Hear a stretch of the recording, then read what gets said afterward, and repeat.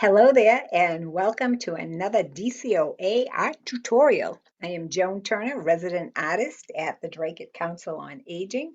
And if you've been following this series, you know that we have done some pretty awesome things. We've painted a rock, we've painted a heart-shaped wooden cutout.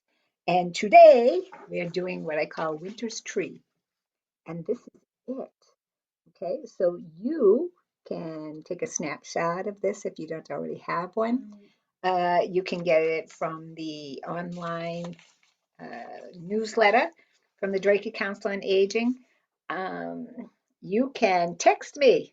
All right, so if you're watching this on TV and you can't like watch it right now and get it, text me 978-807-7608 and say, send me this picture and I will send it to you via a text, and then you can just, get it right on your phone. Okay. It is I mean, do you absolutely need it? Maybe not, but I really rely on them. I like really look at them as I'm doing all these little details and whatnot. So you might want to do the same thing. So it's always good to have a copy nearby. You will also need a canvas, all right? And this canvas, we are going to hold the canvas horizontally, okay, which means from side to side, as opposed to vertically, which is up and down. This is going to be a side to side job. All right, so what size? Any size your heart desires. All right, if you picked up a DCOA art kit, you should have, I believe, two 16 by 20s and a 11 by 14, I believe. Okay, so you can actually use any of those. If you have your own paint and whatnot, you could paint on a piece of wood, um, any size canvas, absolutely anything at all. We're using acrylic paints. Cover and protect areas that you don't want to get paint on where art closed. Once the acrylic paints dry, they become permanent. Okay, so cover anything that you don't want to get paint on because while you're painting, you'll absolutely forget, and if something goes flying and you end up with spots on your carpet or whatever, you won't be a happy camper. So just cover those spots. Okay, cover your work area. All right, you will need paper towels, and if you're like me, you will need lots of paper towels. You will need water bowls or water dishes. Okay, I usually have 2 or 3 nearby, and then I'll dip in the first one to get most of the paint off, then the second one to get the rest of the paint off. Paints, if you're looking at these colors, you will need your primary colors, which are red, blue, and yellow. Okay, and if you have green and brown, those as well. If you're with your art kits, you should have the 3 primary colors, red, blue, and yellow, and you should have black and white. Okay, so you always want to have at least those 5 colors. And if you want to make green and you don't have green, you can mix blue and yellow and get a shade of green. If you want purple, it's blue and red. If you want orange, it's yellow and red. Okay, so you can actually, once you have those primary colors, you can actually make any shade that you want. And a lot of artists absolutely do that. While it's more convenient to buy them kind of already mixed, you can get the exact shade that you want if you're actually mixing them yourself. Okay, brushes. You will need small, medium, and large, which just happens to be what came in your DCO kit. And let me tell you that for this picture, you will want a fine liner brush, okay, to do those tiny these little branches over here, okay? Um, and And I say this all the time, but if you're new to the tutorials, let me tell you, if you don't have a really fine liner brush, I just took an old brush that I didn't mind destroying a little bit, and I just I just cut can you see that? Wait a minute, there it is. So I just cut these off until there were just a few hairs left on them. Sometimes you really want a very fine line there. The other thing that you will need is a palette. We've been using paper plates right along, and that's been working out fine. The paper plates are fine, so you can use those. So we have paint, we have brushes, we have paper towels, we have a canvas, we have water. Only thing else that you need is hot cocoa, and now we can begin. Okay, so I am going to move this over here, and I'm going to try to position the camera in a way that you can see the easel. Okay, the easel is not a necessity, by the way. The easel, and I don't actually always use an easel, but for the sake of demo, it's a good idea to use it so that you can see it rather than just have it flat on the table. Okay, so I'm going to move these paints out of the way. Let's see if we can get you in. My computer wires have paint all over them. I don't know why. Okay, so let's see. Let's see the top of the easel. Okay, so here's my area. And this, I don't know if you can see bumps on here. This is what I call a repurposed canvas. If you, um, if you have canvases that maybe you started something on there and you didn't finish it, or maybe you did a finished picture and just don't like it. Okay, so that if that's the case, let it dry out thoroughly and then just get some white paint or gesso if you have it, but it's not necessary. White paint and just paint over it. The only thing I would suggest is that if you have a lot of texture on the canvas that you're going to repurpose, sand it first. Do a light sand job. And then just paint it white. And you can do 2 coats of white if you want to, but typically I don't because I'm going to paint over it anyway. So it's going to have not only its original coat of white, it's going to have, in this case, going to have a lot of blues and good stuff like that. Okay, so this picture came out relatively dark, I guess. Let me see if I can get the light on it. All right, so it's going to end up looking a little bit lighter than that. But the truth is, if no matter how it comes out, it doesn't matter if it's the same shade as what I'm doing or what you see here. What matters is if do you like it? All right, you are the creator. And no matter, how many people like your picture, if you're not happy about it, gee, I wish I did it lighter, I did it darker blue, whatever it might be, then that's always going to be the case for you. Okay, so make sure you like it. All right. So without further ado, let's get you looking here and maybe here so that you can see what I'm doing here as well. And I am going to keep this kind of nearby because, like I said, they're a very good resource. Okay, I'm going to move some of this paint out of the way. All right, let's go here. Let's move this.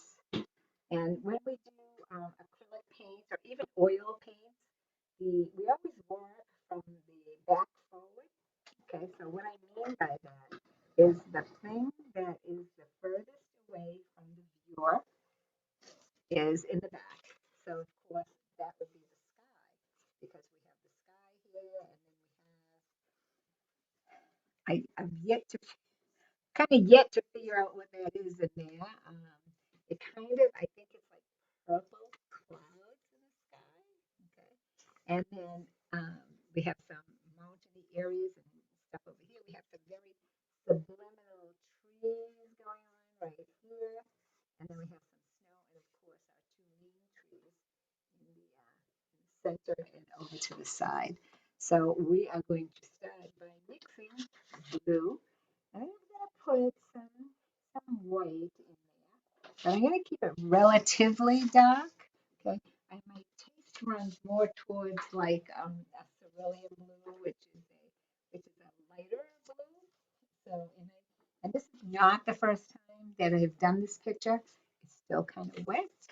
Um, and so the first time I did the picture, I did the sky a cerulean blue, which again is a much lighter blue than what's on here. But this time I think I'll go a little darker, and that way I'll have two different pictures. Okay, let us do it. Let us do it to it. So there's my source. Take your blue paint, okay, and put some in your palette. And this doesn't have much blue in it because today I did an art class in Drayton, which, by the way, happens every Friday at 11 a.m. until 12:30 in the afternoon. And while the center is being renovated, we are lucky to have use of the Christchurch United, uh, 10 Arlington Street, and that is also in Drayton.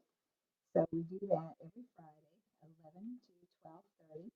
Classes are $10 for each class, and you bring your materials, and you can work on whatever subject matter you want, whether it be this or seascapes, skies, and absolutely anything your heart desires. Okay, so that class is working in a number of different mediums. Some are working in watercolors, some in acrylics, some in oils. So anything you want is a go. So by all means, join us there.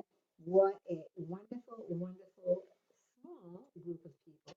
The room is very big. If you feel the need to distance while you're doing that, there's plenty of room to do that. There's a sink in the room, a ladies' bathroom nearby, and an elevator.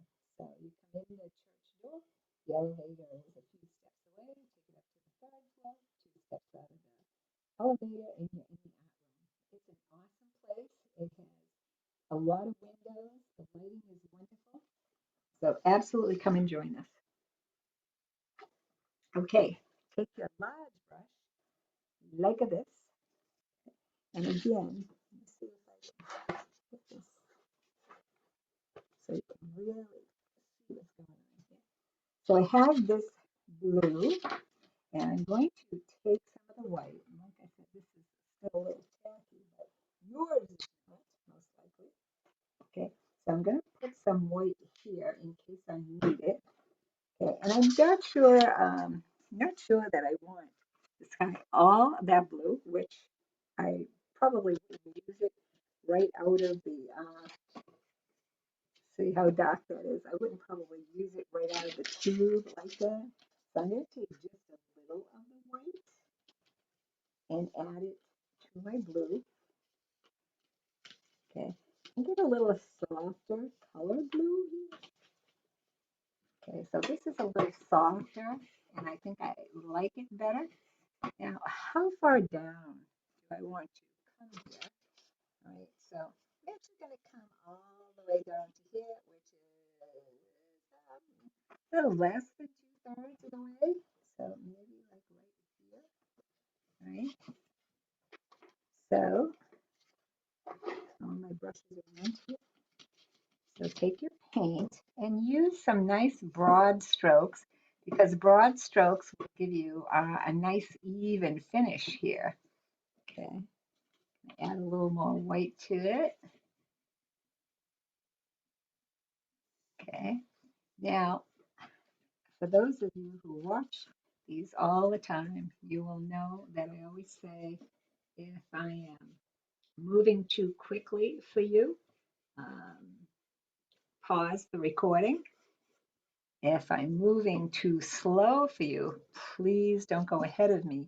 Wait, all right? Because if in fact you do go ahead and then when we get to that particular piece, it doesn't turn out right or the way you wanted it to, then you have an error that you need to now go ahead and fix. So try and stick with me. And like I said, if I'm too slow, that's wait if I'm too fast. Just slow me down. And if you are watching this on Drake TV, and thank you, Ron, for doing all the editing and getting these ready.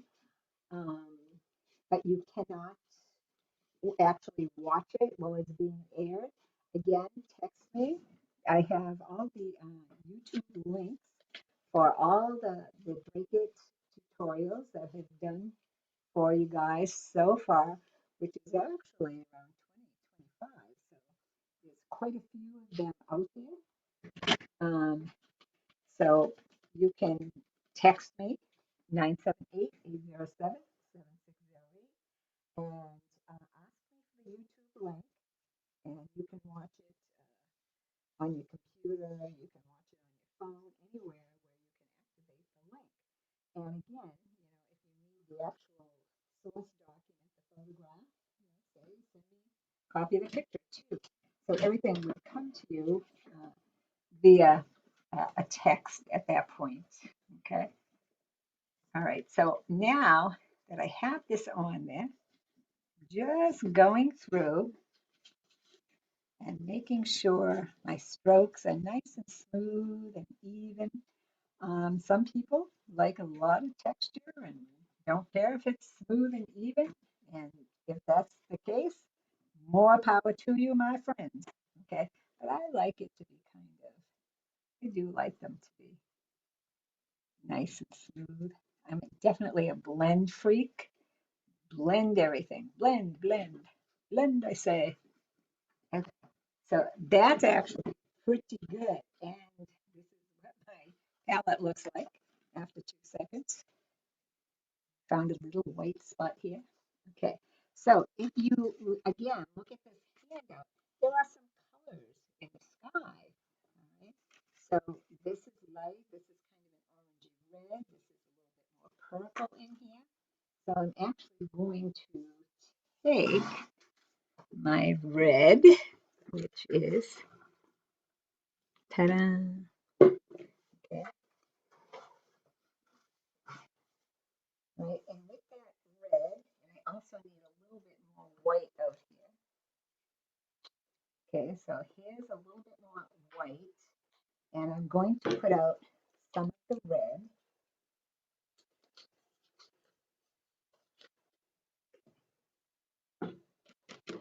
All right, some of the red ends up being a lot of the red, but that's okay.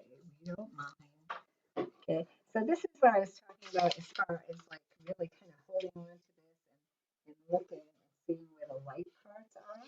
So I'm actually going to, my brush has a lot of blue on it, and I don't mind it having a little bit of blue because I'm still working in the sky, but I'm actually going to wipe most of it off of here, or at least it's not going to be saturated with blue. Okay, so that's what it looks like now. It just kind of has a blue tint to it. But now I'm going to dip my brush into the white, and I'm going to put in some of these lighter areas because you're going to find that that is what makes your picture very interesting, is when it has all these different tones and values to it. Okay. So I have a little bit lighter area there. Okay, and I'm going to let that dry out just a little bit. Once again, cleaning excess off my brush. And there's some purple areas in here. And blue and red make purple. Okay, so I'm going to just put some red in here right over my blue. And I'm going to end up getting some purple. Okay, so let's just blend it right in here. Okay, and I'm bringing it all the way down here. Okay, and the reason I'm making these decisions is because I'm looking at this and I'm like, oh yeah, okay, that looks really nice. So I'm getting a very purpley hue here because blue and red makes purple. Okay, I'm gonna put in some lighter areas, some lighter, and all I'm doing is dipping in my white to get this done. Okay, just dipping along. Okay, a little bit more red here. Okay, so again, You know, if you want kind of a raspberry color, you're going to put in more red. If you want it a little bit more on the purpley side, like bluish purpley side, then put some more blue back in there. Okay, and then you're going to end up with purple again. Okay? So a nice thing would be to have a variation of the two. Right? So once again, just kind of, I told you I was kind of a blending person. I like to blend. So I can do that by taking the excess paint off of my brush and just blending in this white a little bit. Okay, so that looks pretty cool there.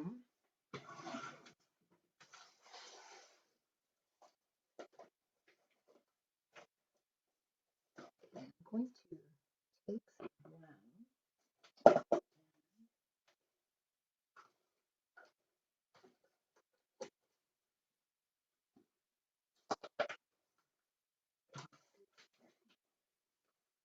Okay, so what I did is, like I said, you should always have some darker colors, certainly. So if we want to darken our colors, we can do that easily. So what I want to do is get a little bit darker purple in here. Just a little bit. Just a little bit. Okay, let's do that right there. Okay. Right. In paint sets, paints, you can get paint that has sparkles in it, which is extremely cool. You can never have enough bling as far as I'm concerned. Okay, I'm building up my paper towel pile. I actually have paper towels delivered by the case to my house. So not only did I do a class in Drake this morning, I had a wine and paint here this evening, and the wine and paints run about 3 hours. We went from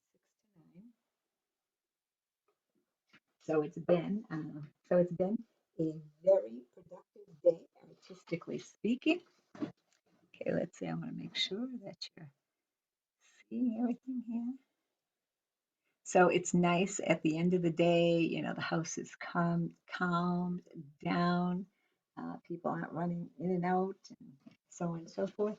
So it's nice to be able to just kind of sit here and play a little bit.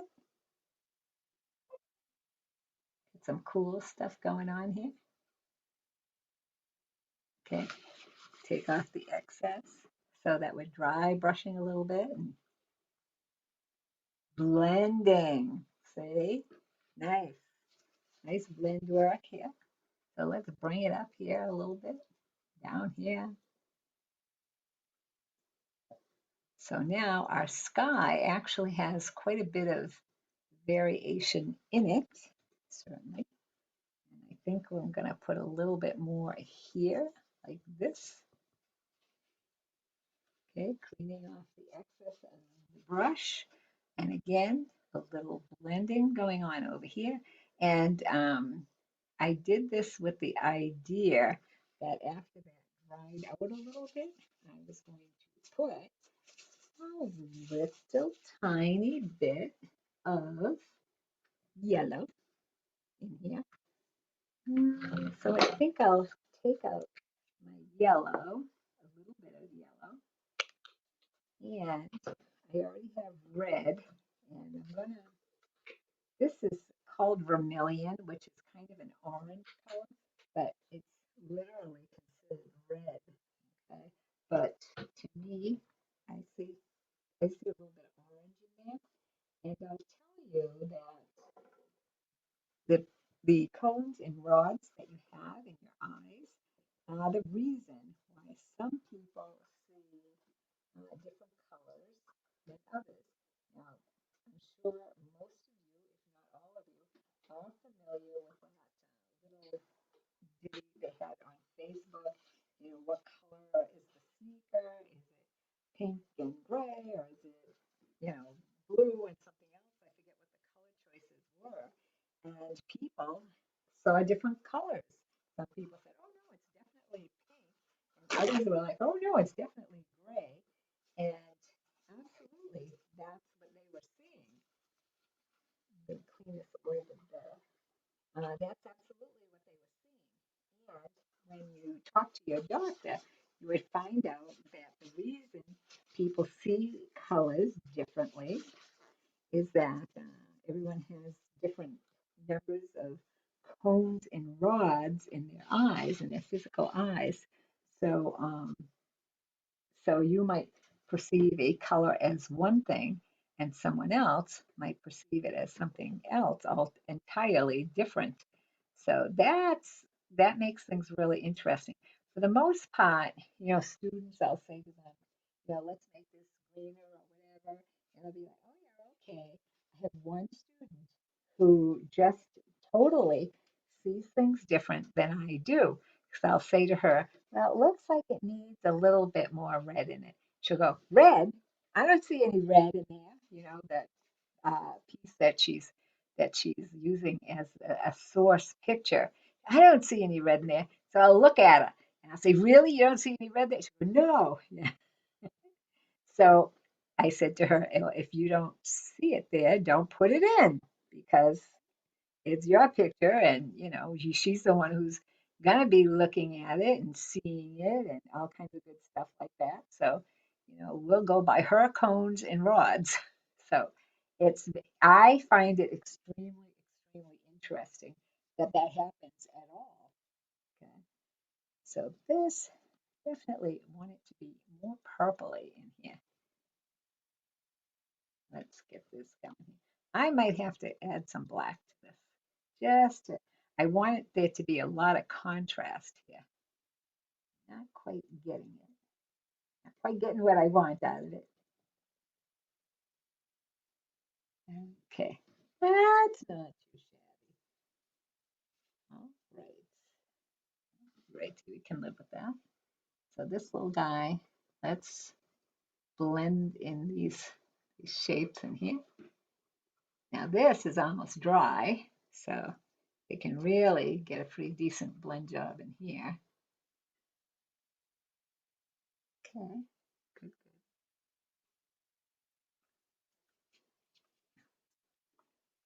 So I want to dry this little mountain area a little bit more.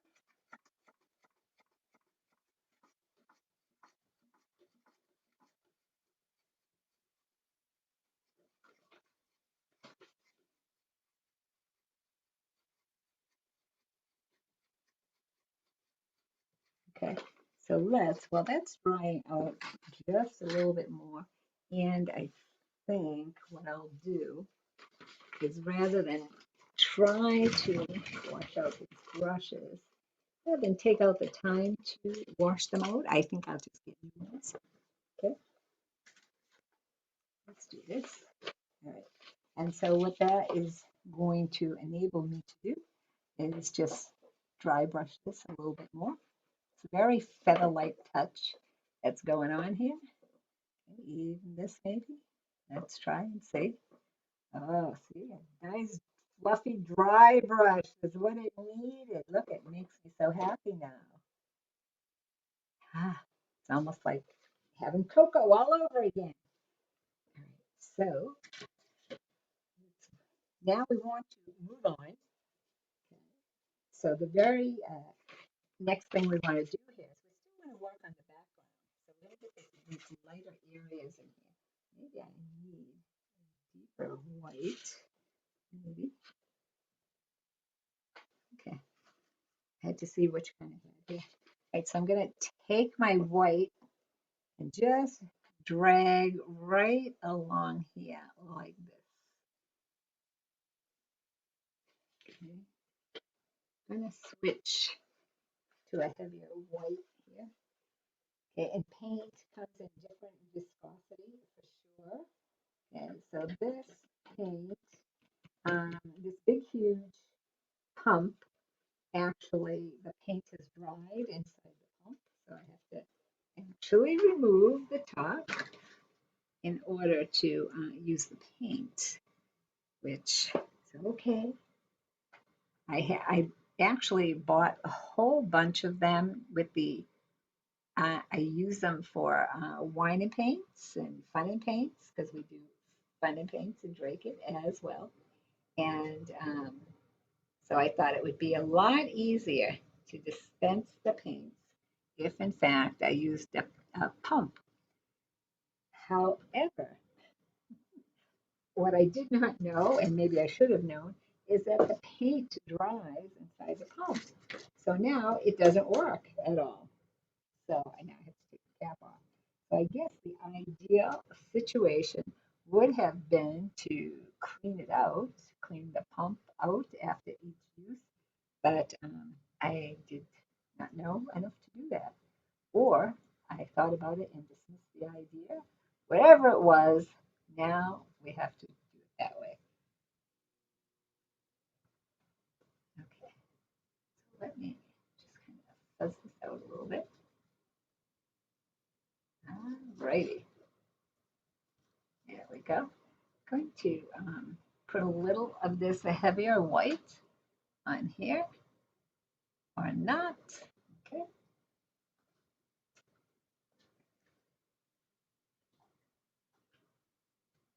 Okay. Once again, cleaning the brush.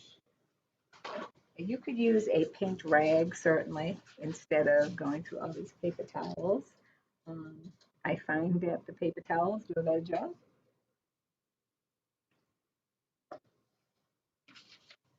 All right, so I have my this kind of white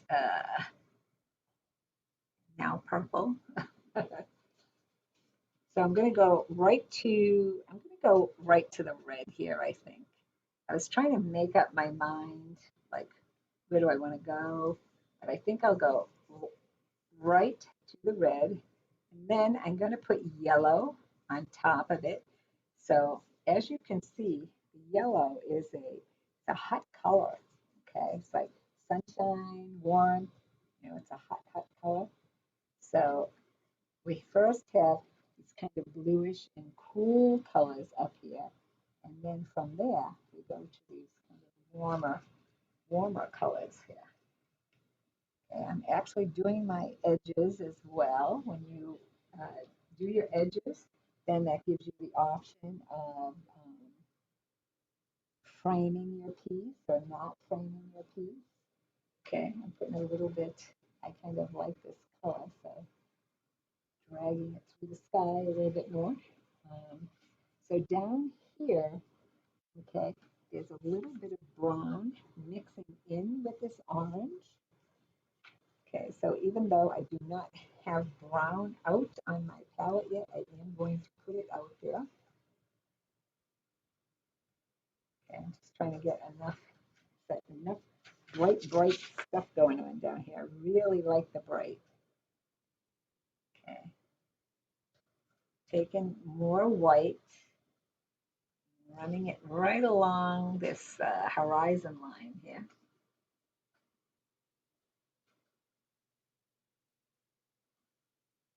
Okay, right around that horizon line. I'm going to drop this red down here. And remember, I still have yellow and whatnot on my brush. So it's coming out kind of a nice bright orangey red color here. Okay, so this nice bright orangey red color, I actually want it to be like a brownish kind of color. Right? If you don't have brown, what will make brown is red and green.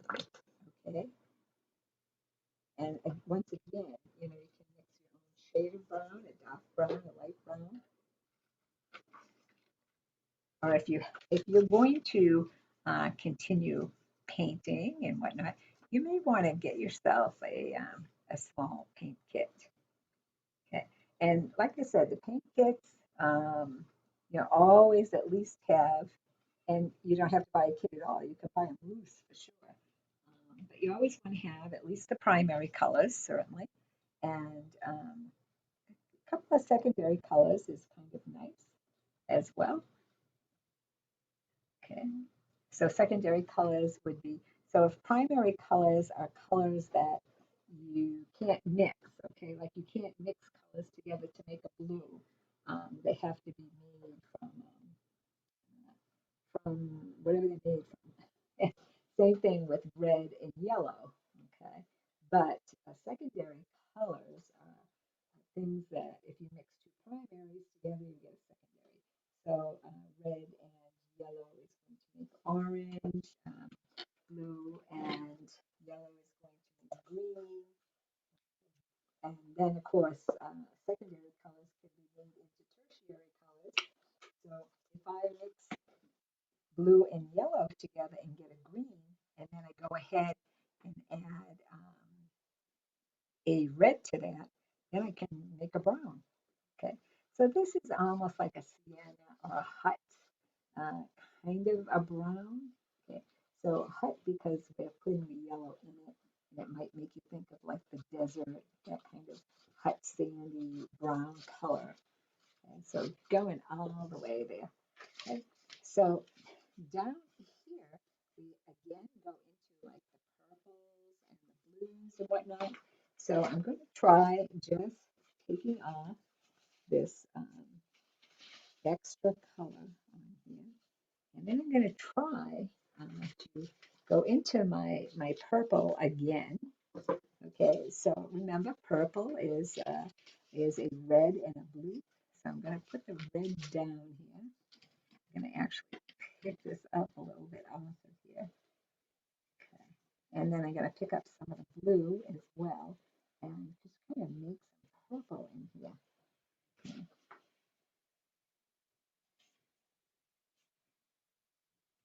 Don't forget to do your edges. So that has kind of a nice feel to it over here. Okay. So then I'm going to kind of come up here and we're actually going to add more blue and whites to this side because this again is kind of a snowy area down here. But for right now, let's put this cool stuff going on here. Okay, so this is kind of, if you look really closely at these handouts, there's a little fence back there and stuff. Let's kind of leave that out so that we don't have to worry too much about that detail. If you would like to go ahead and try it, then absolutely be my guest and do that. Okay, I'm gonna put the blue over here, a little bit of white, because once again, we're going to have a little snow there. I'm not going to do too much work there because we have to put in this tree and then the snow in front of it. Okay, so we absolutely want to not do too much work at this point in that area. Okay, over here we have some snow, so I'm going to pick up some of the white and go right ahead and put that in here. Okay, so this is going to be a little kind of snowy area. I'm going to let it kind of drift off into our purple. Okay.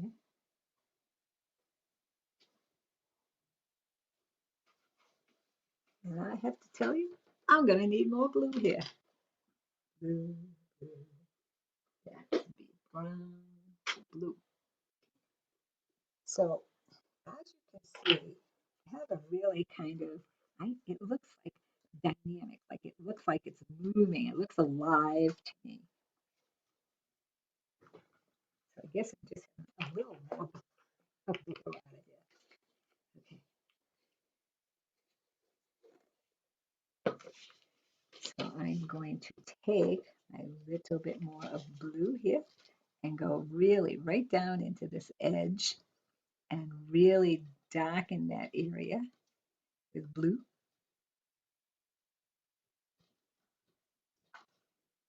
And again, we're getting a really nice kind of, put some more blue over here, but we're really getting a nice blend of colors here. It's kind of exciting. It's kind of exciting, I tell you. Okay, so let's stop there. Bring this up here. Okay, and right now I'm not putting a whole bunch of pressure on my brush because I'm just totally looking for it to kind of blend everything. That looks pretty cool just the way it is. We could call it finished right now, but we're not going to. Okay, so now what I would like to do is create, when you're not using your brushes, by the way, let them soak in the water. If in fact the paint dries inside your brush, you won't be able to use it anymore. It will harden and nothing will soften it. You'll end up throwing it away or having to throw it away. Okay. See, let me see here. I'm so excited. I'm so excited.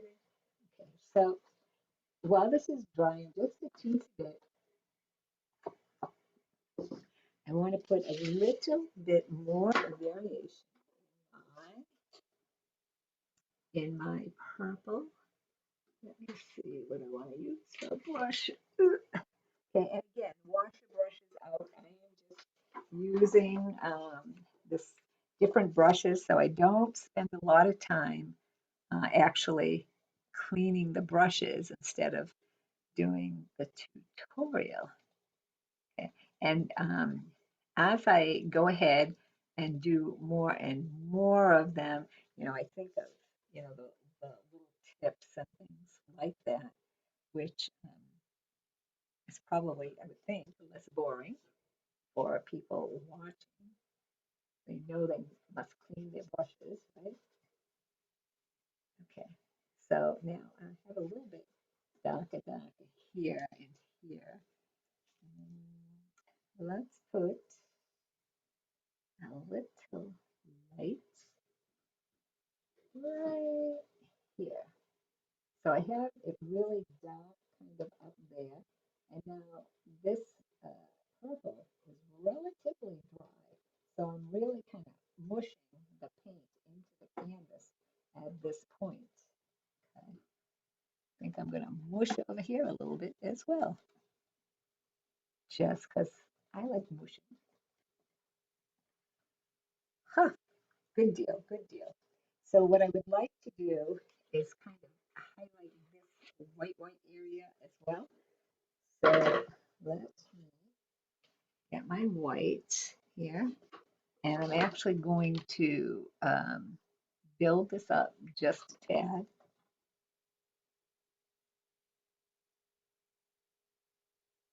Okay, so that we have a little bit more of this good stuff going on here. I'm going to bring it way over here. I'm going to pick up a little bit of yellow here, like this, going on my side. Okay, picking up a little bit more here. I'm actually going to get a little of this orangey color down here as well. Okay. Really just looking to create those highlights in there. And it's a little bit thicker on this side for sure. Okay, so I'm going to pull some of it down, yeah, like this. I'm going to give it a little bit more of a yellowy hue in here. Okay. Okay, see all this nice bright color in here. Okay, so if I mix red and yellow together, I get orange, which I'm going to put right there. Okay. Let's pick up a little bit more of the light white and finish coming down the border here.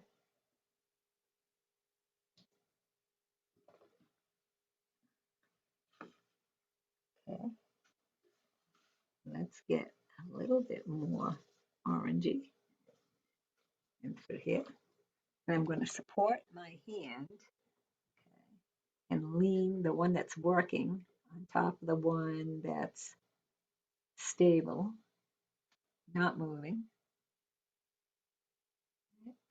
I just want to, like I say, I just feel like I need more color here. More color. Can never have enough color. Now I'm liking it. Yay. Okay. So see this down here? That's nice, nice, nice, nice. Good, good, good. Let's take a little bit more white and just blend it right in here. Like this.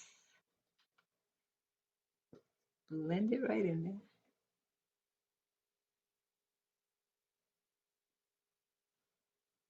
Okay. All right. Brushes in the dirty water container. And now, let's see. Let's do a little drying. So while this is drying, we want to think about these trees that you can barely see over here. Let me see if I can get it nice and close. You see them? Yeah, right here. And we are going to put them in. Right? So what we want is this color here, which is kind of like a burnt umber or a burnt brown kind of color. And we're going to make it even a little bit darker because we want to see, we actually want to see those trees, although we're actually just kind of seeing a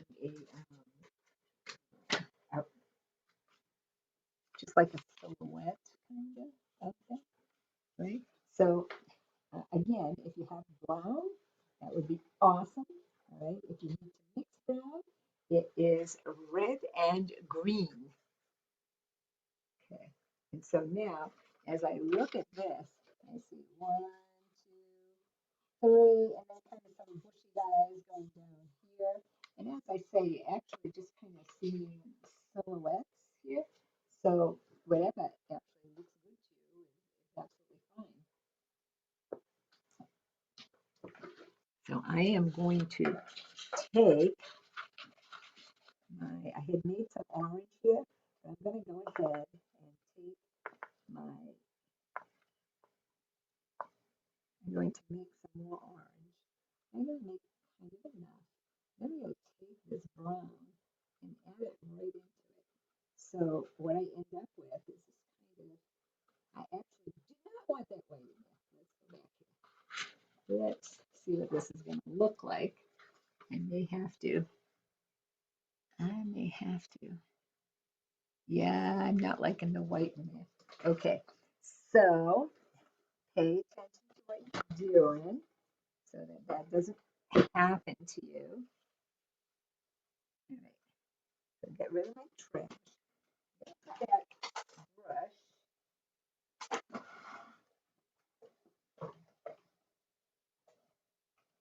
Okay, hold that thought. I actually dropped my brush again, which now that I think of it, I think I dropped it in the last tutorial as well.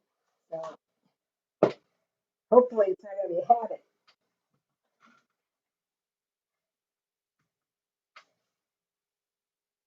Okay, maybe. And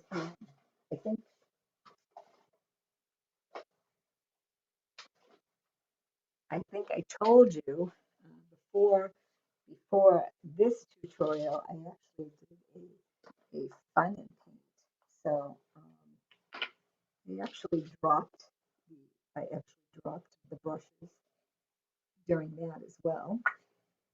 So maybe I'm just doing the dropsies. Okay, so if you have orange, take your orange out. If you're mixing orange, do yellow and red.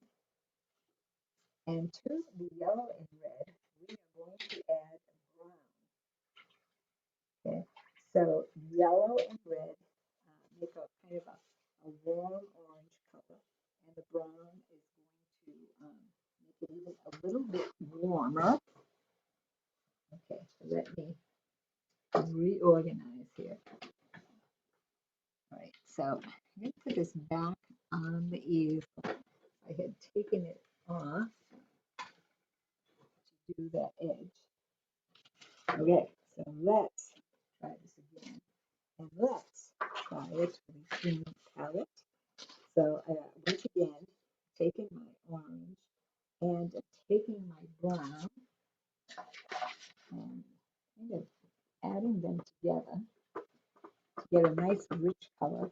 And if it's not dark enough for you, go ahead and add a touch of black to it, but just a touch, just a touch. Okay. Let's way over there. Okay. Again, look at your handout, right? So this tree actually comes and hits way up here. Okay, so I'm just going to dot over there just to give it an idea. And then I'm going to move my canvas. All right, so these trees, again, they're in silhouette. They're actually relatively easy to make. I'm just going from side to side here. Okay, so this paint is still pretty wet. So I'm gonna kind of thicken it a little bit. And as I say, let's go ahead and get the silhouette of the tree on here. Okay, so I'm actually gonna stop it right about there. Okay, and once it dries out a little bit more, we may want to put a little bit more something on there. But over here, I'm thinking another little tree. Okay, just remember that your trees get bigger as they go towards the bottom. Right, so I'm going to take and continue this tree line a little bit. And these actually, if you look at the handout really carefully, these actually kind of look like they end up being little bushes down here. And I'm sure they're actually still trees, but as the tree line moves away from us, like back towards the back, then they look kind of bushy. So the secret to any successful picture certainly is to get the perspective correct. All right. So if in fact, your trees are moving away from us from the foreground, which is right here, and kind of moving and oozing off into the background. They, even though I'm sure they're still really big trees, they don't look like really big trees. It's like standing on the railroad tracks. And I'm not suggesting that anyone go stand on the railroad tracks, but you can look at a picture. And if you're standing on the railroad tracks and looking down further, they look like they come to a point and converge somewhere. But in reality, you know that that is not the case. Okay, that they're not really doing that. It's just an optical illusion, if you will. Okay, so the same thing is true like with a tree line that is moving from the foreground and into the background. It looks like those trees are getting smaller, and I'm sure that the trees are in fact different heights and sizes. Okay, so I just put a little bit more brown out here to give my trees, make them a little bit darker here. Darker. One of my students was teasing me today. What does Joan always say? She's saying in class. And the other student says, oh, she always says darker. Started to laugh because, yeah, I do. And and typically, some students can be very brazen with colors, but other students are kind of shy about, putting the color on there. What if I don't like it or I don't do a good job or whatever it is that's intimidating them. So I tell them, go darker. Okay, so now I'm gonna dip into my orange a little bit and get a little bit more of that in here. So I don't want it to blend in with my background, but it's still nice and warm and hot like my background is. Okay. So now, believe it or not, there's a big tree. This big wiry tree goes on next, and this actually goes on after that, and then this snow mound, and then the picture potentially will be done. However, putting that this by far putting on this twiggy, skinny little tree, and then getting a little bit of snow on the branches and stuff. This by far the most challenging, I think, is this tree. Okay, so okay, brushes. Let's clean those brushes. And after I'm looking at these trees over here and wishing I had made them a little bit more orangey. However, I think I think what'll happen here is I'm going to let them dry out a little bit, and then maybe I'll add a little bit more orange to them. Okay, I want to do it right now. Can you tell? Okay, honest truly. I am. Okay, so now I know you have a small, medium, and large brush. We're going to go to like a small kind of, if you have a square head, small little guy, that will work. I'm not sure. I've been looking. I have a lot of brushes. Oh, wait. I think I see a good one. Ta-da! Okay, so that's what I'm going to use to create that tree. So I think before I do, maybe I better give myself some guidelines. First of all, figure out where the tree is. If I put my brush where I think halfway is, the tree actually does start in the middle, which is right about here, which is somewhat unusual because most artists don't center their stuff, they'll put it slightly off to one side or the other. So you certainly can do that as well. But I just made a little spot where I want my tree to go, and it's going to come down probably about here, maybe baby. Okay, so just to give myself an idea, because I don't want to just start painting, and some people do, and that's okay. That's okay with me. I'm actually going to take my little detail brush, the one that I told you I cut all the hairs off of, so that there's just a few strands of hair left on it. And I'm going to go back to my first palette and dip my brush in the water and then in the white. And what's going to happen? That's going to make a very pale, faint, light white color. Right? And that's what it's going to look like. You see that little white dot kind of line in there? So that's going to be my guideline. Okay, so I'm going to take this and I'm really going to kind of hang on to this picture and say, okay, there's two, the trunk is down here, this comes up and really branches off way here. Okay,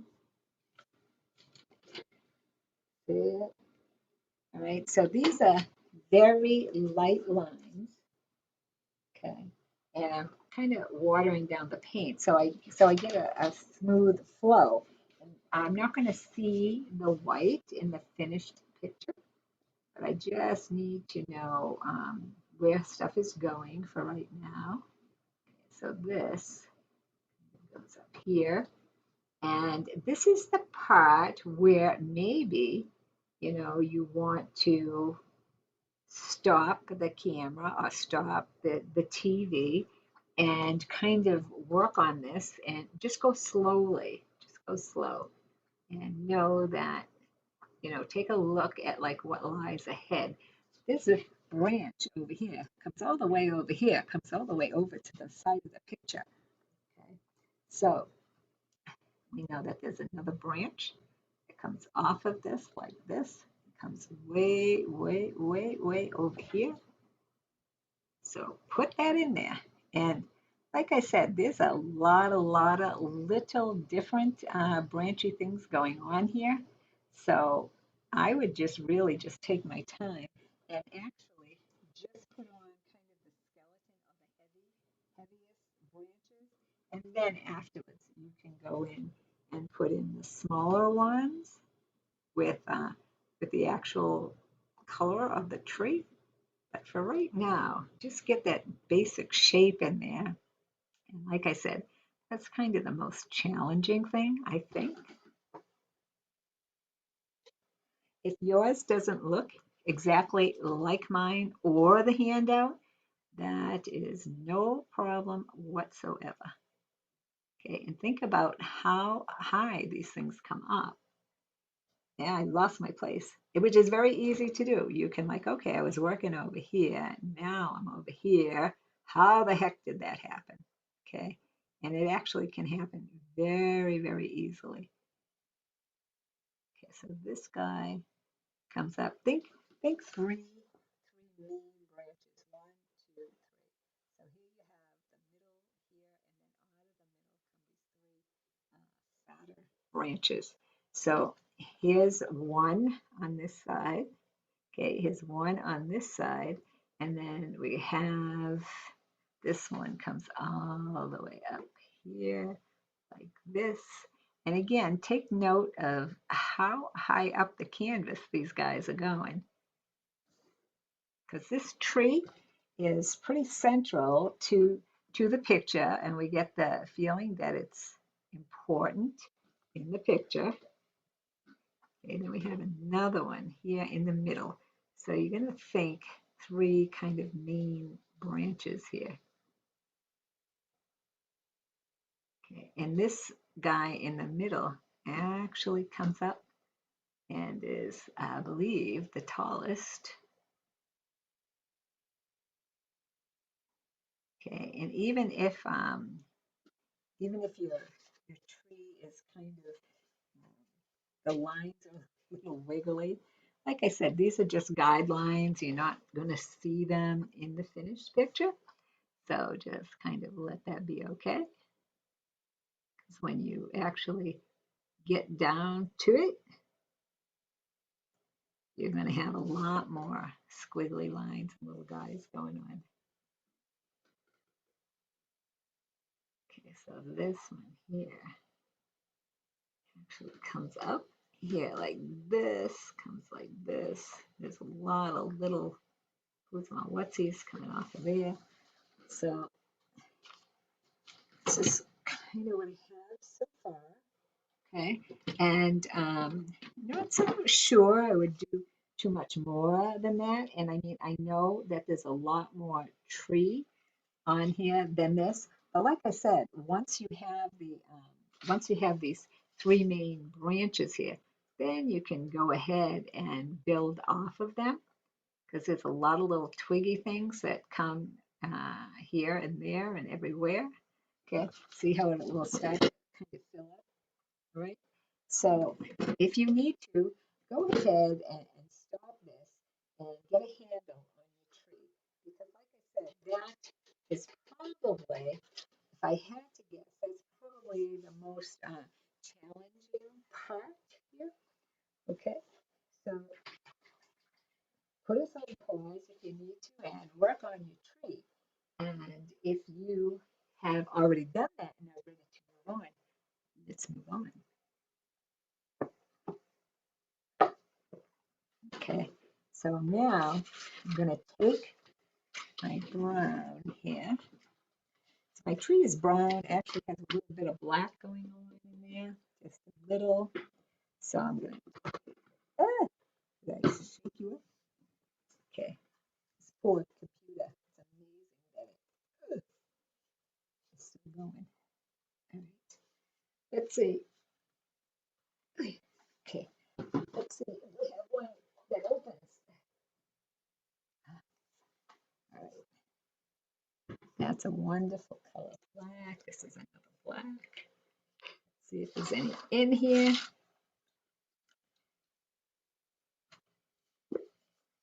Okay, let us squeeze and squish. Success is mine. I like it. Okay, so now I did that.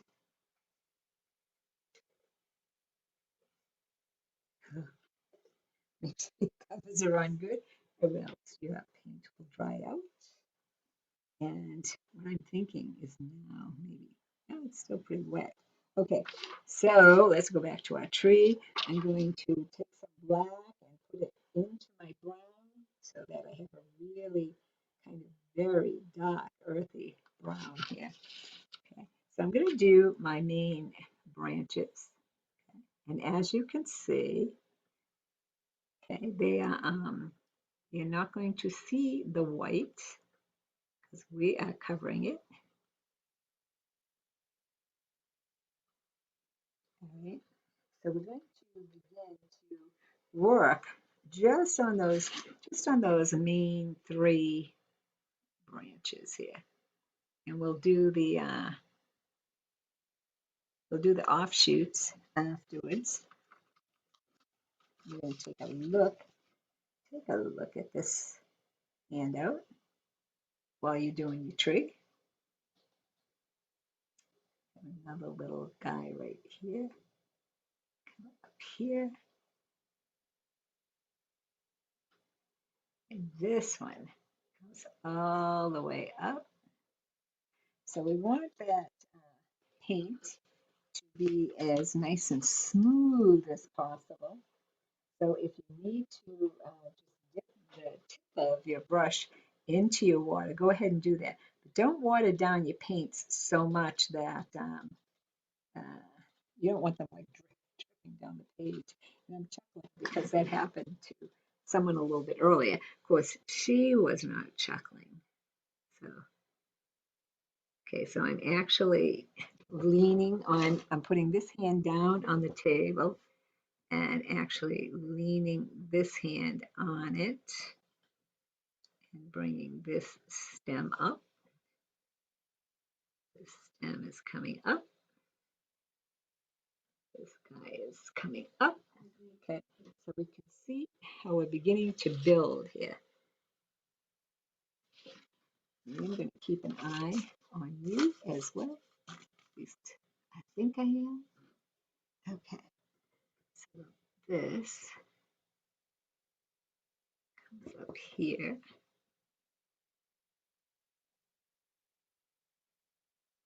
Okay, now the thickest part of your tree is at the bottom.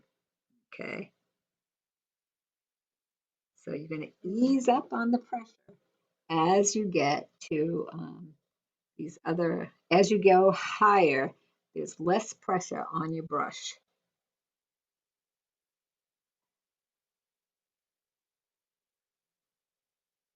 Okay, and you'll notice I'm not going all the way up with these because I need to switch brushes.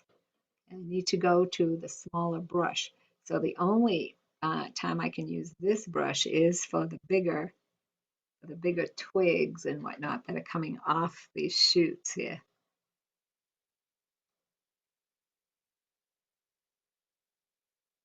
Offshoots.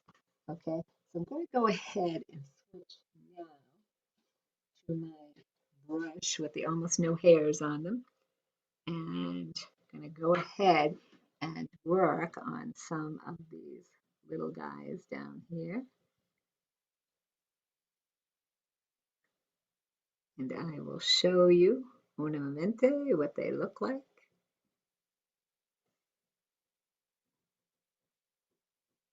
Okay, so take your time because I mean, even I think I told you this is not the first time that I have done this picture. And even with it not being the first time, it's still a challenge to get these on here. So take your time. Do a good job. Okay, let's come up here with this guy.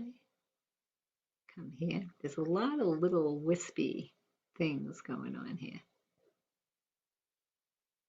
It's going to make your tree really interesting because like I said, it's kind of it's a focal point certainly. See what we're starting to look like? So this takes some patience, certainly. Right? Okay, so keeping that on the wet side, certainly, keeping it smooth.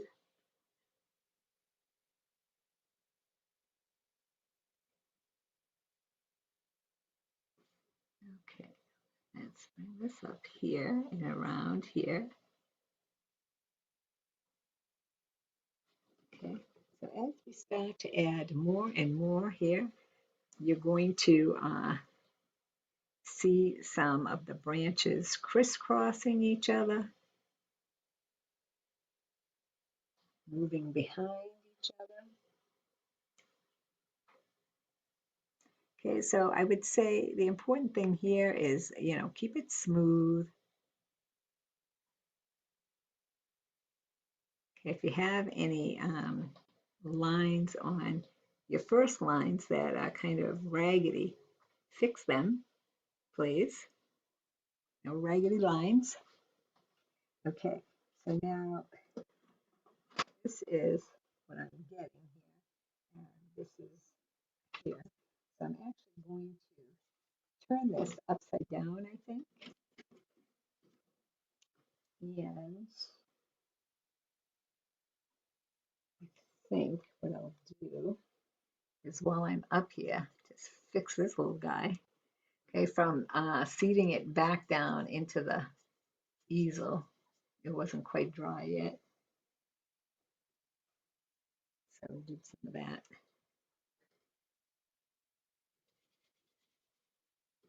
Okay, so let's go back to our tree. All right, so turning it upside down actually made it easier for me because now um, I can use again my hand to rest this on. And I can follow my guidelines down. Okay, and remember, less pressure on your brush as you come down to your edges.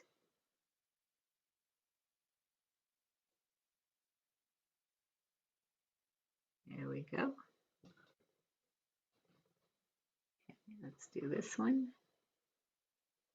So for right now, I'm really trying to cover my white lines that I put there as guidance.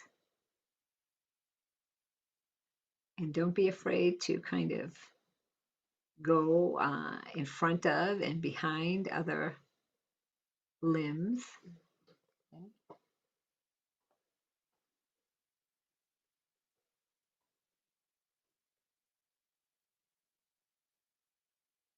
And like even though I have this handout in front of me, I'm actually, I know the basic direction that I want these to go in. So as long as you're kind of doing that, you should be okay.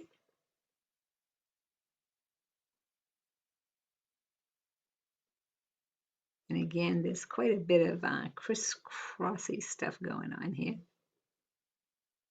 And so I am going to let that happen in my tree.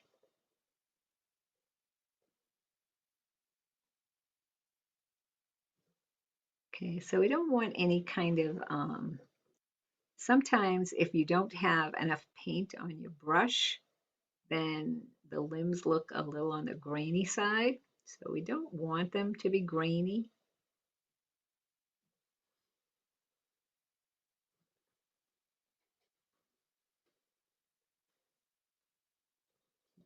So let's keep this coming this way. And a crisscross. And a bunch of little branches coming out of here.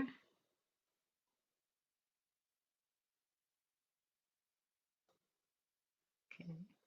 Again, we're always going to at least cover our white guidelines.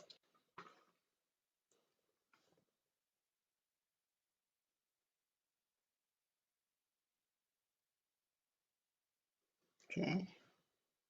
Keep going. take your time. Stop the recording if you need to. It's quite all right.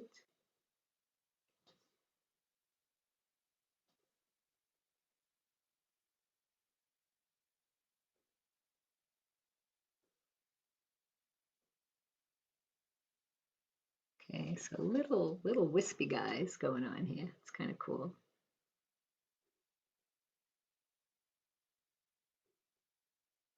If your paint starts to drag, and you'll know what I mean as you go along, like you're getting a nice smooth line, and then all of a sudden it kind of stops and snags and drags. Okay, so at that point, you know something's up over here. I need to fix it.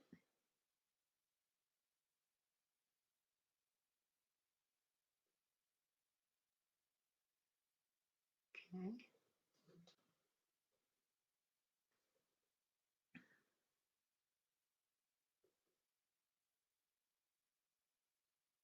Don't forget on one side over here, we're going to have that big green tree coming in. Let me turn this around and get a look at it here. Okay, so what I'm seeing here is that I need a few more little guys coming out this way. Really getting really tiny here.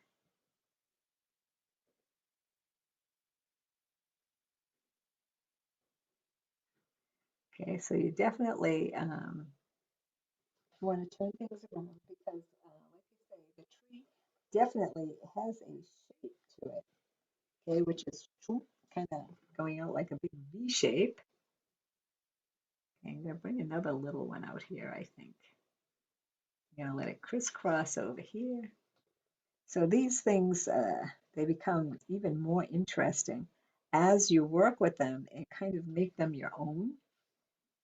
Okay, there's some kind of long, skinny guys going on over here. Maybe, or maybe I just dreamt it up. Who knows? I see some more white guideline here. So let's cross this over. Yeah. So look at your tree, okay? And I see a lot more little stuff over here than what I actually had. And then even more over here and even more up here. So I'm thinking I have a lot more to do. Okay, so this is too much water on the brush. So I'm not going to rub it. Don't rub it. Just blot it, please. Like this, like that. Got lots of little guys up here. Okay, we have a big one coming out this way. Bunch of little guys over here.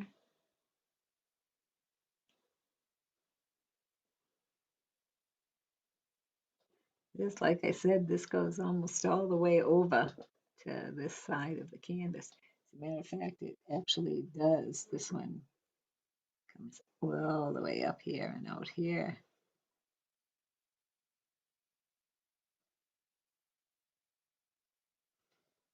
Okay, this one looks like a little blob.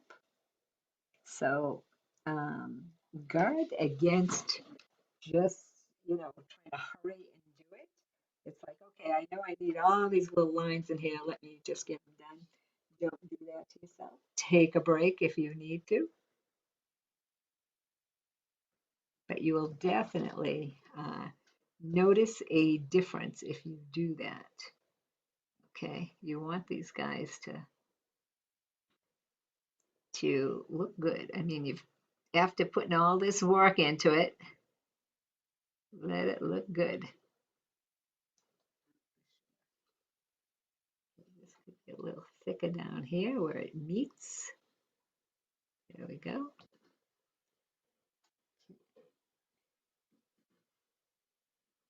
So we have a lot of little things going on over here, like this, like this, like this.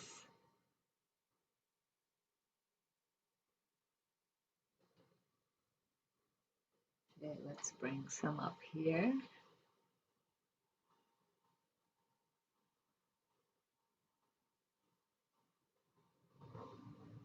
That. So we're starting to get the look.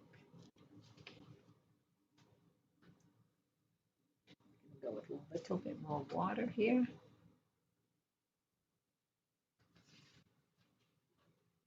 We have a few stray branches coming out of here. There's another little guy coming out of here. Lots of little twiggy things here.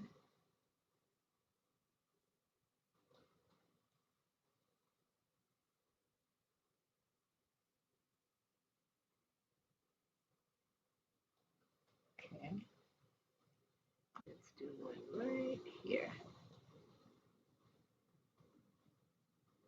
Right up there. So this looks pretty full over here. I see more space here than I'd like to see. So I'm going to just go ahead and bring this up here.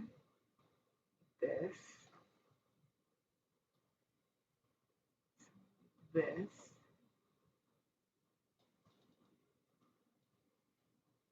actually a little bit more up here.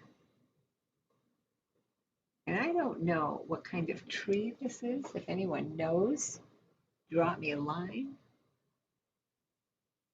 Let me know what you think.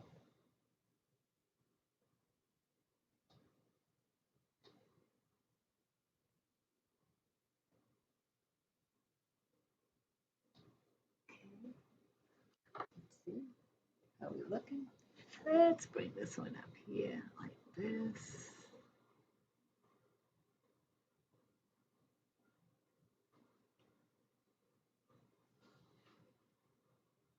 Okay, this part looks pretty good. Now we have kind of a hole over there.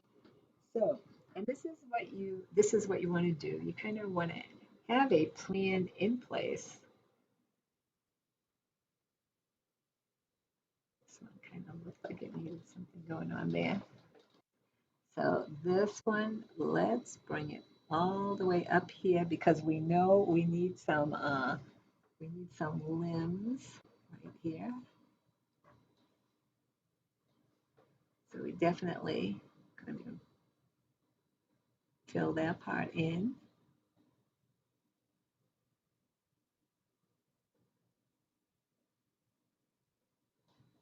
Okay, let me see.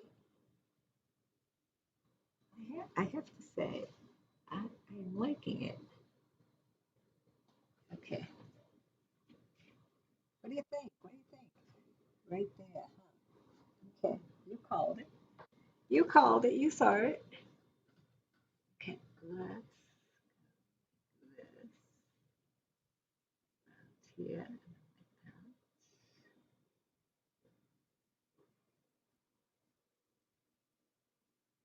Okay, is that better?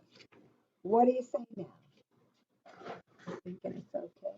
I have to say, it's pretty exciting. It's pretty exciting out here. Could use a little stupid. All right. I think I could be done with that tree. And now I was talking about adding a little bit more orange over here, which I get in now if I find the I was using.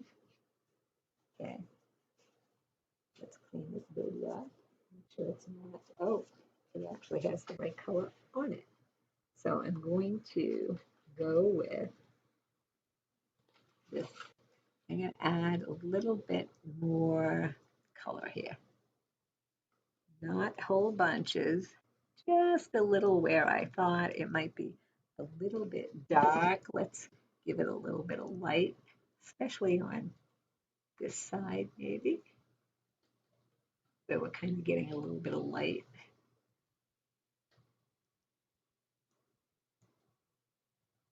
What do you think? What do you think? Kind of liking that. Liking that a little bit better actually. What do you think? Cool. Cool beans. put some down past this line here. All right, liking it.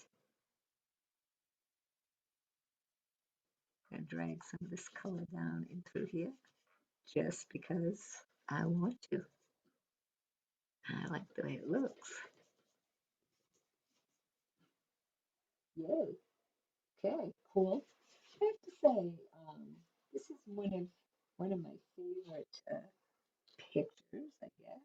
What I call a picture, piece of artwork. And I've done this several times actually. Um, it's a nice picture. It has a lot of nice contrasting things going on in it. It has lots of lights and darks. It has a lot of different colors. And actually, the palette is not so vast that you have a hard time with it. Um, if we go ahead and look here, the next thing is this large green tree. Now, a lot of people use fan brushes for those trees, and I know everyone loves a fan brush except me. I actually don't put those on with fan brushes, but I am going to try to put it on with a fan brush for you. And I don't know if there are fan brushes in your DCOA kits. Now that I said that, okay, I'm going to switch back to my cleaner plate. Oh, look, it's my orange. I just painted my wires again. This poor computer. It's a good thing that it cannot talk because I'll tell you, the things that it would say to me would be like, yo, do you know how many times you painted me? Over and over and over. Nice, nice. I have to say, I'm liking these trees. Okay, I'm done with I'm done playing with the trees. I get to a point where it's like, oh yeah, okay, that's so good, and you want to just keep working on it and working on it. You definitely can overwork something, so it's a good idea to not overwork them and realize when they really are done. So I'm going to get, oh man, I am so not going to say it. Let me see. They pick up the brush that I dropped, and it actually looks like it's even the same one. And the issue with that brush is it's extremely long. It has a really long handle on it. So when I put it in the water, it doesn't balance.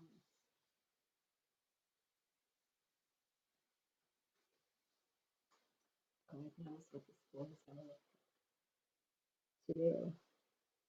And this is where I was sitting earlier too.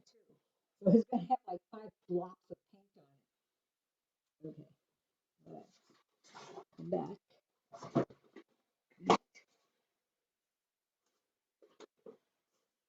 Okay, now I would just ignore that next plop, except I need the green. Okay, I got it. And next time I'm just going to have a wider workspace. Okay, if your paint dries, um, and it dries because the air gets in there, it's not an airtight type thing, just peel it off. Okay, peel it off and continue on. So I'm going to put, at least I thought I was, this is a relatively new container of green, which I actually go through quite a bit. Okay, so this tree, we're going to look, it kind of starts right about here, I would say. So just kind of guess. And how far up does it go? It goes just about as high as this. So I'm going to put it kind of right here. So, and if I decide that I want it bigger, I'll make it bigger, but I'm going to give myself a little bit of a guideline here. And it's not much of a guideline, but it does the trick. So that's just a little, and don't make a big fat thick guideline here because you don't want to necessarily see that in the in the tree. Okay, it's okay that it has a little bit of a it's okay that you can see part of the uh, tree, the branch part. So I'm actually going to start building this tree and using a small brush to do the top. Now, typically, people use these really big brushes and they try to make a small top with the big brush and it comes out really, really thick. So now they have to go even thicker still in order to get the tree to grow the way that it's supposed to. Okay, so start out with a small brush over here because this is a really small area. All right, over here. So now I'm going to do away with my smaller brush and I'm going to go to the brush. It keeps falling on the floor. Okay, and see how long the handle is on here. So when I put it in the dish, it falls right off because there's no balance. Okay, so the color I'm using here is green and brown.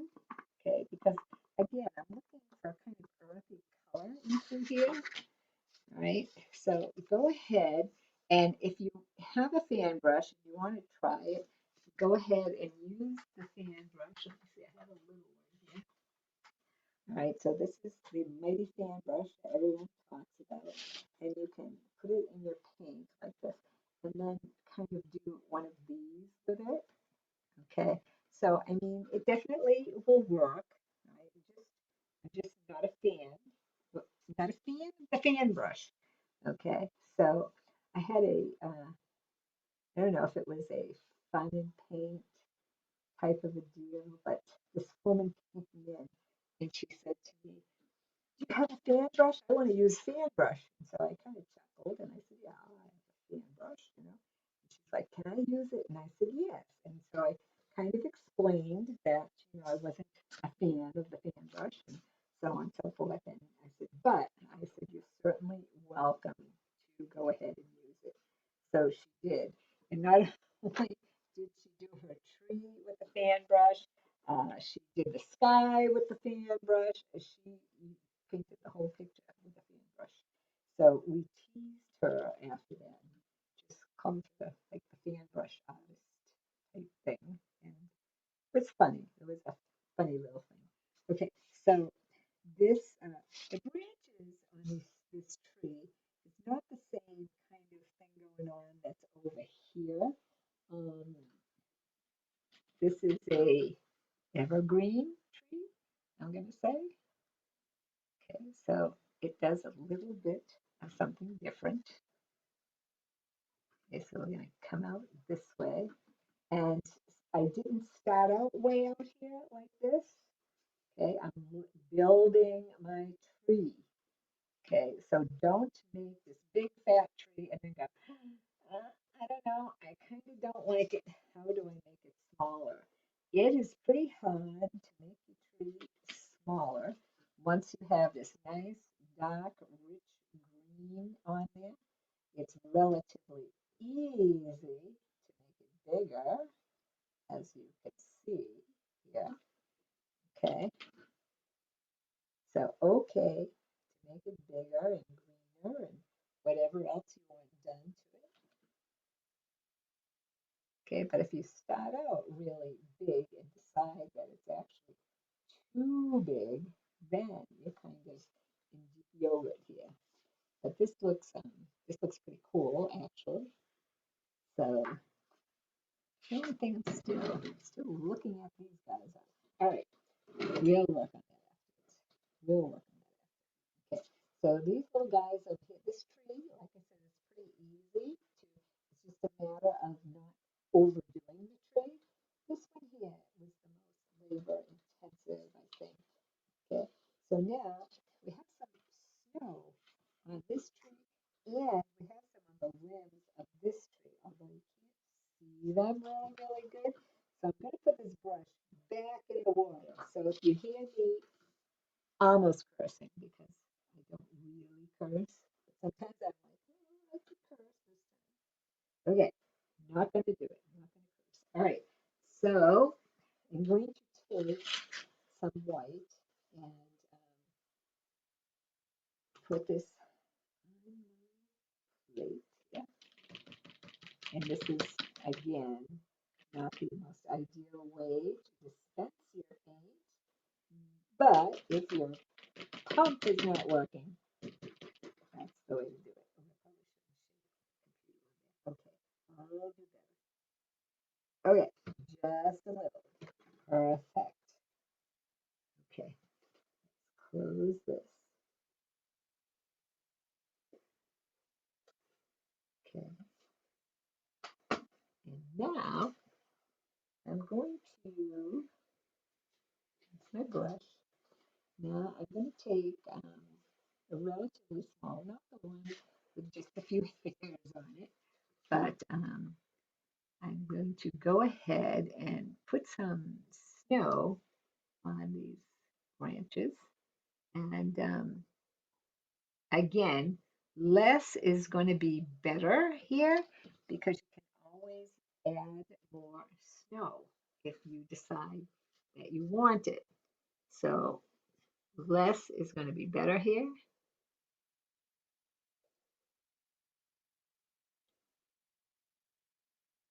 Okay, and if your green is not all the way dry, and this really isn't here, then some of the green is going to merge with the white. And in this case, I think that that's okay. And after it dries out, I would go with some pure white kind of over the tops a little bit, but let the snow kind of drip down your tree a little bit.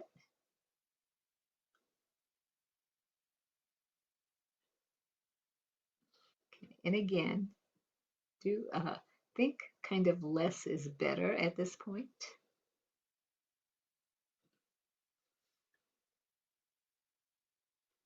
Okay, so my snow is coming out quite green at this point, which again, I'm gonna just kind of let that be okay. A little bit more up here, maybe. Some here, some on this branch over here. Pull down here. And if you happen to get too much snow on your tree, you can always fix that by adding a little bit more green. Again, I would say kind of let it dry first. Okay, so let's want to have a kind of a snow mound over here. Okay, so this snow mound over the corner. So I actually I'm going to put that in here. And let's get a little bit bigger brush. Not the one that keeps falling on the floor, Jen. Thank you very much.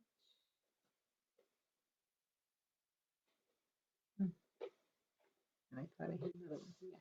Hopefully it's not on the floor somewhere. Okay, so let's grab another brush. When in doubt, grab a clean brush. Okay, so I'm going to take my snow, which is actually kind of bluish in color here. Whenever you see snow in a picture, the artist is going to give it a little bit of shadow because if you just kind of have a white glob here, that's kind of what it looks like, a white glob.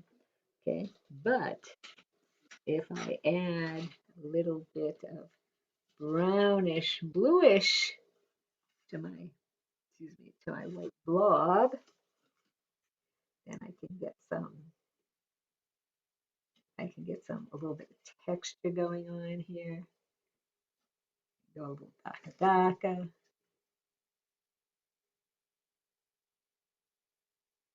Okay.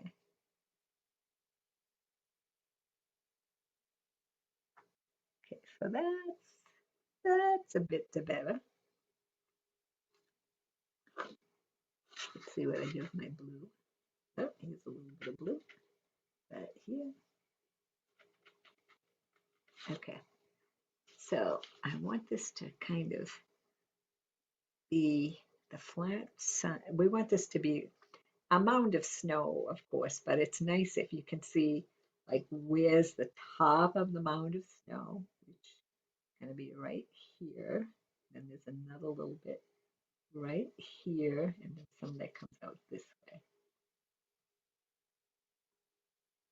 Okay, so I can put some pure whites in there, certainly.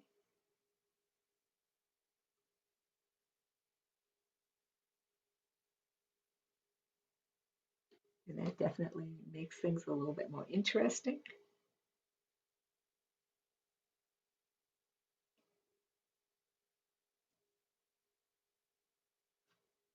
Can get a little bit more snow in here if we so desire. Um, actually, I want to go with the thinner.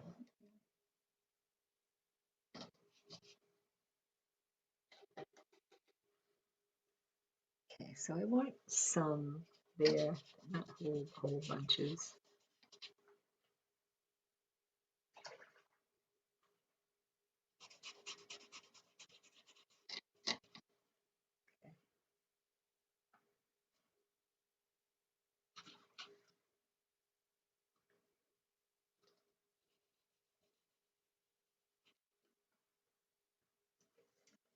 I am going to, let me see, take a little bit of water here and just take some of this off.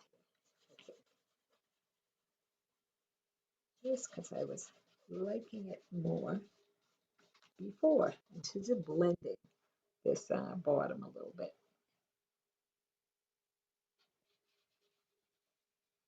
There we go. That looks better. So I'm just blending this out just a tad more. That looks better to me. Okay. So here we have our snow mound. I'm going to take my small little brush with not a lot of hairs on it. Before I do, let me just kind of get a little bit of green here and fix this guy, which may just have too much snow on him. So let's see here. Okay, a little bit more green, please. Thank you very much. Thank you very much. Let's bring our green tree all the way down here, like so. And now we can put our pure white on. Okay, so I don't want to obliterate, see this kind of greenish, whitish snow.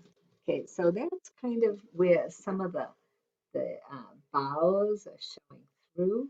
But I actually am going to just kind of accent them with some nice bright whites through here. Okay, can you see what I did there? Okay, so just giving it a little bit more, texture here.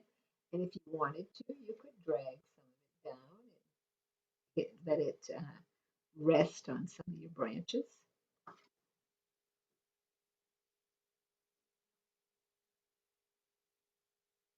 It's kind of cool. Let's see. Let's see what we do with this little guy here. Kind of putting it at the top and letting it drip down a little bit. Okay. Who knew that you could just throw snow at it? Just let it do its thing, right?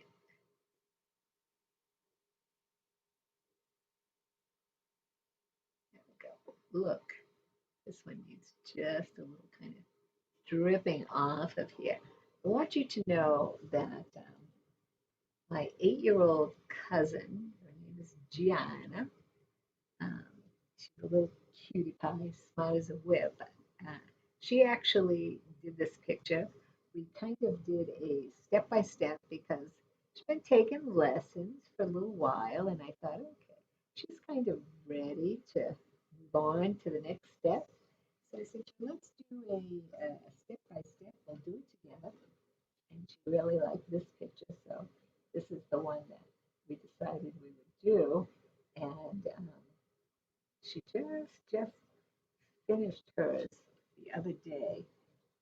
So if you will hang on for just a moment, I'm going to go get it and show it to you because I have to say I did help her with this middle tree, but for the most part, um, she kind of did everything her own self. Oh, there is more black and white. So hang in there.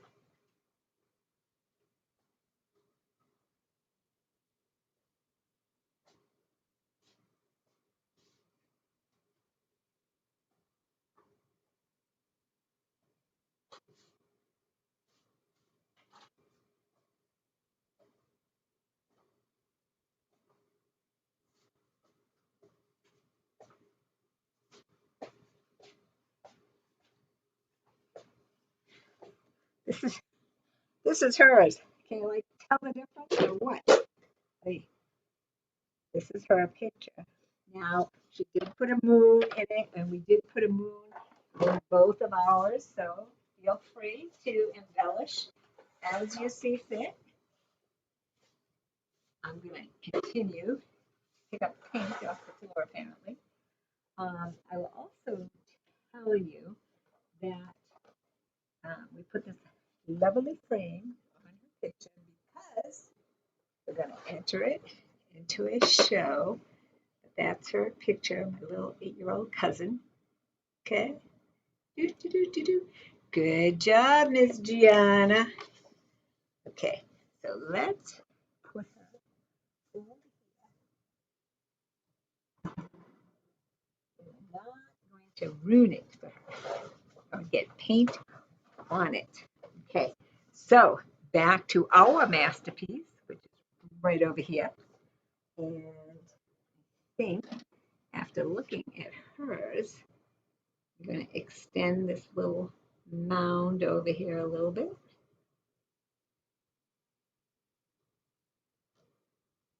Let's see. Now we have some blue here somewhere.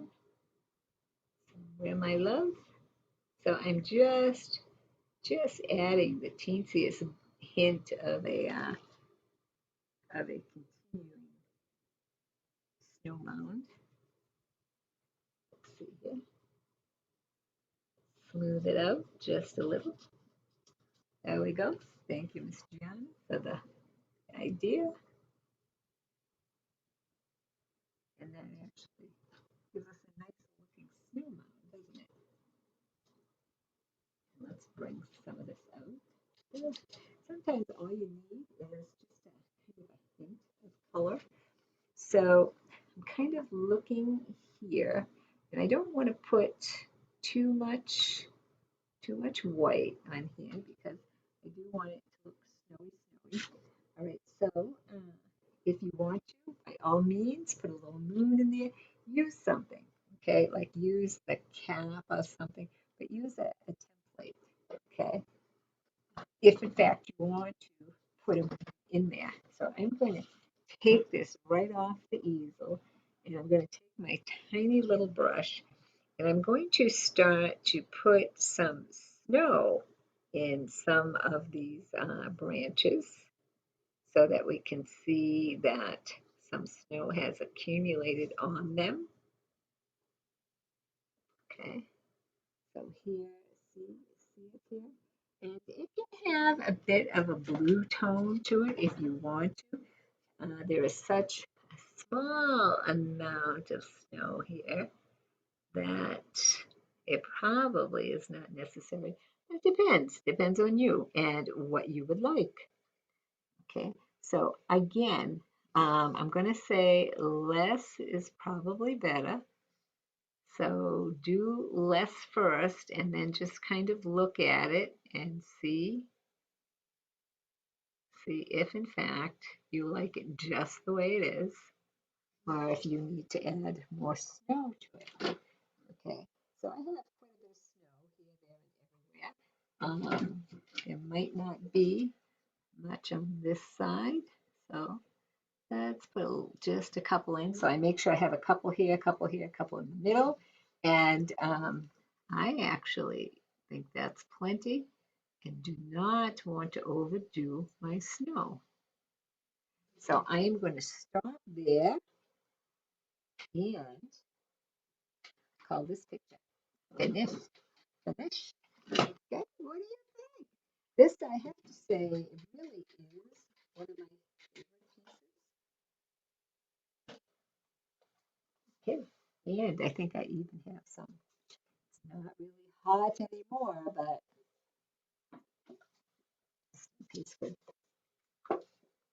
Okay, so let us uh, say good night here. Okay, you know how that goes, right? Just goes wherever it wants to, actually. All right, so it is 12:20 here, and the house is so nice and quiet and serene and beauteous. I actually like my house a lot, which is good because I teach in here and all kinds of good stuff. So right here along this edge, okay, because I kept lifting it on and off, I have some like, little white spots. So I'm taking a little bit of purple, and cleaning up my white spots. Okay, over here. Ta-da! All right, so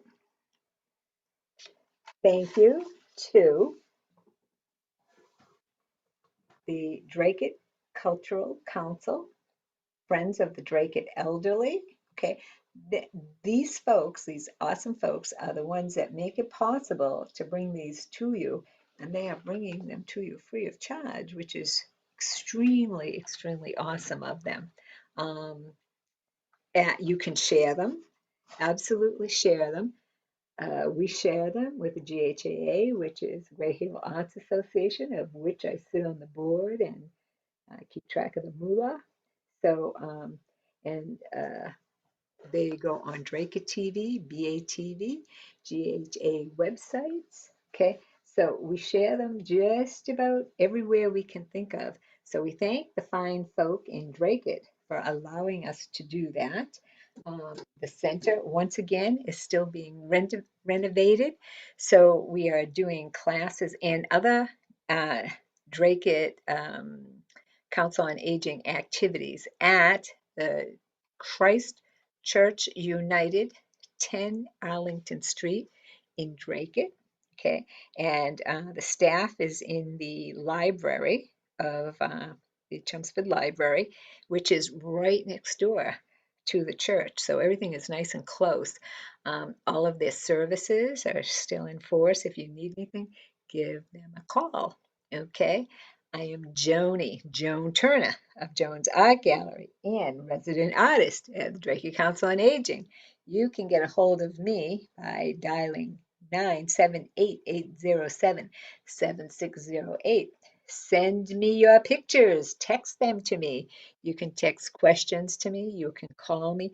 I screen my calls, so tell me who you are and what's the best day and time to get a hold of you. Send me snapshots of your artwork and ask any questions that you need. Take a look at my Facebook page, which is Jones Art Gallery / Haverhill on Facebook. Um, Absolutely have an awesomely wonderful day. And until next time I see you guys, be legendary, my friends.